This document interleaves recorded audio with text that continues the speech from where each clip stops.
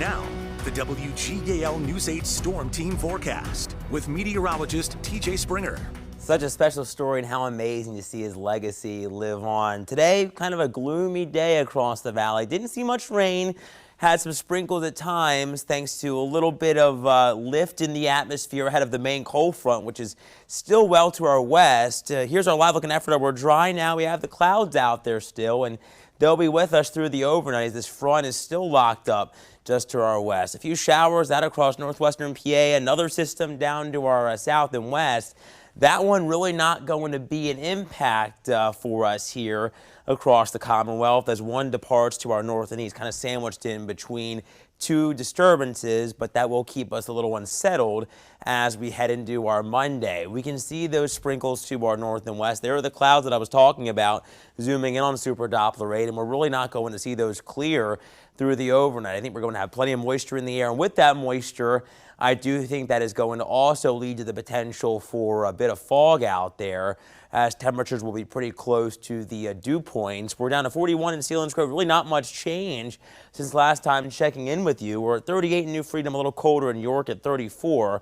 We're now at 40 on the nose in Lancaster. We're going to be well above normal for this time of January. We're only going to get back into the middle 30s to around 40 out there with some fog possible. I think visibility could get down close to a mile in some spots, especially if the wind does lighten up, which it is expected to do. Not going to be a really strong wind out there at all, but it does increase a little bit tomorrow morning from the south to southwest.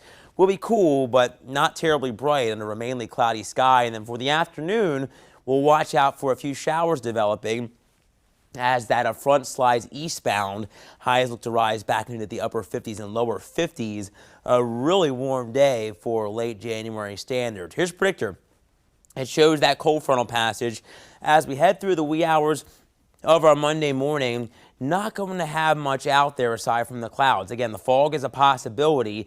Here's breakfast time and beyond late morning. We're still getting that wind from the south to southwest, boosting up our temperatures.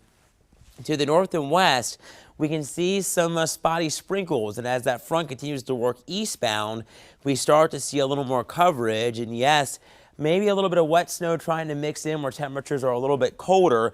Eventually, that colder air does crash in from the northwest, and I think by dinner time and into the late evening, we'll start to have temperatures cooling off. And Tuesday will be much cooler as a whole. That wind going to continue to come in from the north and west, trying to bring in some drier air as another storm system lifts up from the southwest.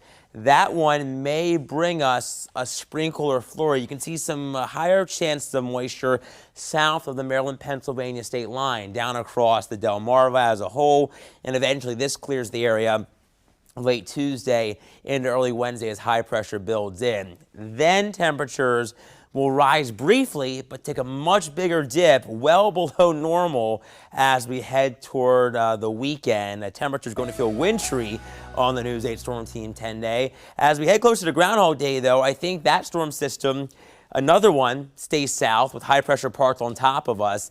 That will keep things dry but cloudy. Then the bottom drops out, lows in the teens and single digits. Then we have another slim chance of some rain and snow, I think, as we head into our Sunday. Maybe some rain early Monday, Jared, but definitely going to be warming up after a really cold end of this week. All right, thank you, Teej. Looking forward to it. Coming up in sports, Jacob Hall has some great news for us.